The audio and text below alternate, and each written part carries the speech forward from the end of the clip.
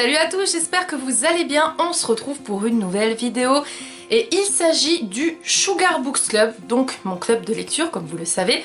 Donc je vais vous présenter les 4 livres que j'ai sélectionnés qui seront bien sûr à voter comme toujours pour notre lecture du mois d'octobre. Alors, cette vidéo est un petit peu en avance par rapport à d'habitude. D'habitude, je vous la publie autour du 20. Là, on sera, si je réfléchis à quand je vais vous la publier, donc là, on est le 14... 16, 17, on sera le 17. Bon, légèrement en avance, mais c'est parce qu'en fait, à partir de dimanche qui arrive, donc le dimanche 18, je pars une semaine en Croatie, donc je serai absente. Et je voulais vraiment vous mettre cette vidéo avant avec les votes pour que vous puissiez voter tranquillement même si je ne suis pas là, pour pas qu'on soit en retard, parce que je déteste être en retard quand j'ai des impératifs. Sachant que qui dit bien sûr lecture en octobre dit des lectures un petit peu angoissantes, n'est-ce pas? Mais vous verrez, pas de soucis, si jamais vous avez peur de l'horreur, je vous ai concocté différents romans. Il y en a un où c'est du fantastique horreur, mais horreur entre guillemets parce que c'est un horreur jeunesse. Un autre où c'est un thriller, si vous aimez les thrillers. Un qui est par contre un horreur science-fiction. Et un autre qui est plus un fantastique angoissant. Donc c'est parti, je vous présente tout de suite les 4 romans pour la sélection du mois d'octobre. Comme toujours, je vous mettrai les photos ici parce que je n'ai aucun des livres en ma possession. Je me le procurerai dès qu'on aura choisi lequel c'est. Donc le premier, il s'agit de Sunshine, le tome 1 de Paige Mackenzie. L'univers tranquille de Sunshine, 16 ans, bascule à cause du déménagement que lui impose sa mère adoptive Kate. Pour des raisons professionnelles, Kate conduit sa fille à l'autre bout des États-Unis dans une maison qu'elle choisit sur internet. Sunshine constate que rien n'est à son goût. La maison est décrépite, l'intérieur est moche et sombre. Pour couronner le tout, une odeur de moisi flotte dans l'air, l'humidité imprègne les moquettes, la température ambiante donne la chair de poule en permanence. La première nuit, Sunshine entend des pas et des pleurs à l'étage. Bizarrement, sa mère n'entend rien. Sunshine constate ainsi que ses affaires ne restent jamais à leur place sur les étagères de sa chambre. Aucun doute, la maison est hantée. Bientôt, Sunshine découvre qu'il s'agit de l'esprit d'une fillette de 10 ans auquel elle va peu à peu s'habituer. Mais un autre esprit rôde, bien plus maléfique. Au cours d'une nuit particulièrement angoissante, sa mère entend cette fois aussi des hurlements en provenance de la salle de bain. De l'eau brune coule à flot sous la porte bloquée. Pourtant, il n'y a personne derrière. Quoique, des traces de lutte soient visibles. Kate semble enfin reconnaître qu'il se passe des choses bizarres dans cette maison. Malheureusement pour Sunshine, dès le lendemain matin, Kate a tout oublié et se comporte de plus en plus étrangement. Je sais pas vous, mais déjà là, je suis emballée par cette histoire.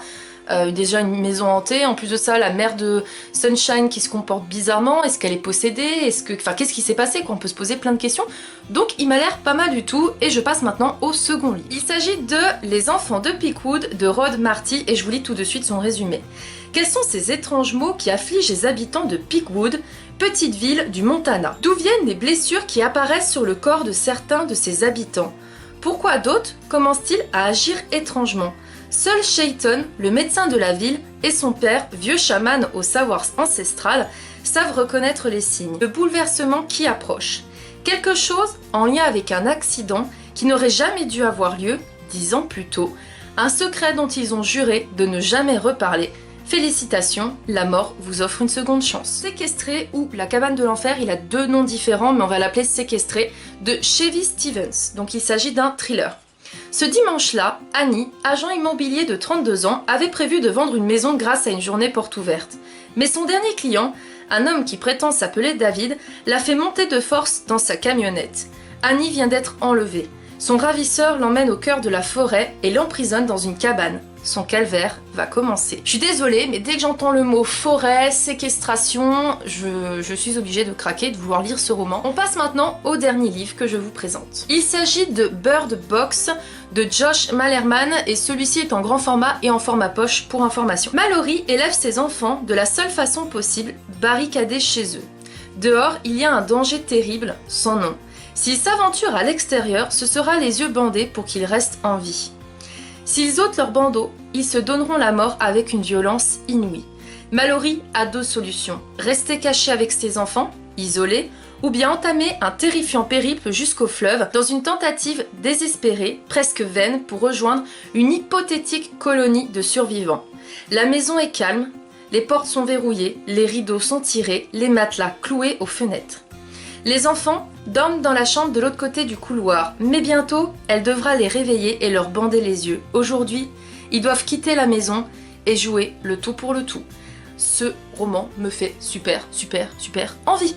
Il m'inspire un peu à un film, alors je ne saurais plus vous dire le nom. Ouais, je me rappelle plus du nom, je vous mettrai l'affiche ici de toute manière.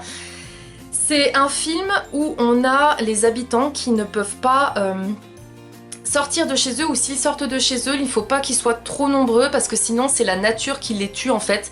Il y a un truc toxique qui fait que les personnes se suicident.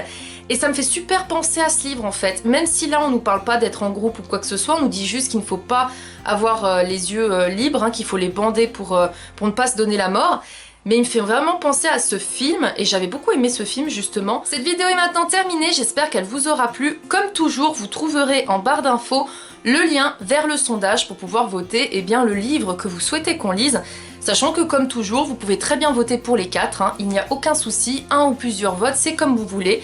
N'hésitez pas à me dire celui qui vous tente le plus. Moi je vous cache pas que je les aime bien tous. J'ai peut-être une préférence, ou deux préférences, pour Sunshine et Bird Box. C'est les deux, bon après c'est normal, c'est les deux qui m'ont l'air de faire le plus flipper, donc forcément ils m'attirent. Donc n'hésitez pas justement à me dire lequel vous attire le plus, ou lesquels. Et je vous dis à très vite pour de prochaines vidéos. Salut!